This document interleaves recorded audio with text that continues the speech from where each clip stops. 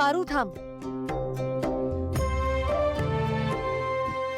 आज पारू आपली विशेष अतिथी म्हणून आपल्या सगळ्यांसोबत जेवायला बसणार आहे.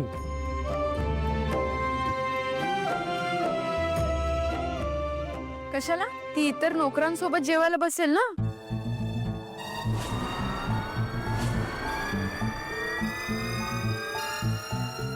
दामिनी, प्रत्येकाची थँक्यू म्हणण्याची आपापली पद्धत असते. ही माझी पद्धत आहे असं समज. देवी आई, मी वेगळं असं काही बी केलेलं नाही.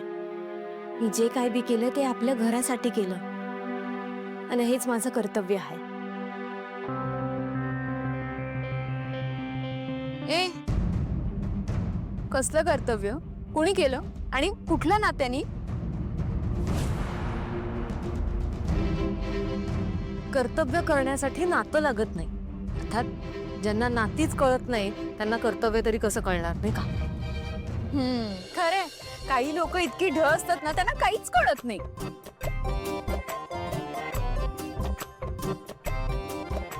वहिनी, हे सगळं मला म्हणाला का? देवी आई, मी विशेष पाहुणे वगैरे काही बी नाही. मला या घरची नोकर म्हणूनच समद्यांसोबत जेवायला बसू द्या ना. अजिबात नाही. आज तू आमची विशेष पाहुणी आहेस, त्यामुळे तू आधी जेवायला बसायचंस, कळलं?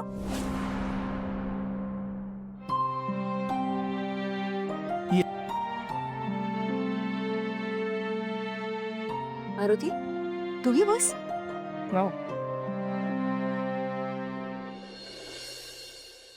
बस. चला, बाकीच्यांनी तुम्ही पण सगळ्यांनी बसून घ्या. मी तर 2 पुरणपोळ्या खाणार आहे आज. दामिनी, तू नको बसूस. का? अगं, सगळेच जेवायला बसले तर वाढणार कोण? नोकर. आज सगळ्या नोकरांना मी पाडव्याची सुट्टी दिली. देवी आई, मी वाढते. पारू, पारू, अगं तू नेहमीच करतेस ना, आज तुझा मान आहे. आई थांबा, मी तुम्हाला मदत करते. थांब. हे बघ, आम्हाला असं वाटतंय की या घरातल्या सगळ्यात सुंदर स्त्रीने आज जेवायला वाढावं.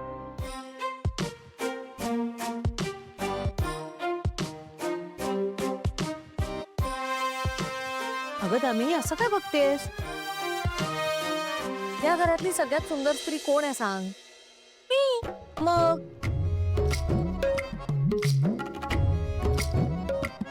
ये पाडायला घे. अच्छा, आलेच. आई, तू बस ना, आम्ही वाढतो.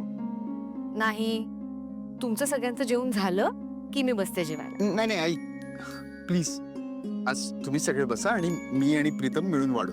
दामिनी काकू, तू पण बस. थँक्यू. बरं, पण पारूला पुरणपोळी मीच वाटणार. हा. ओके.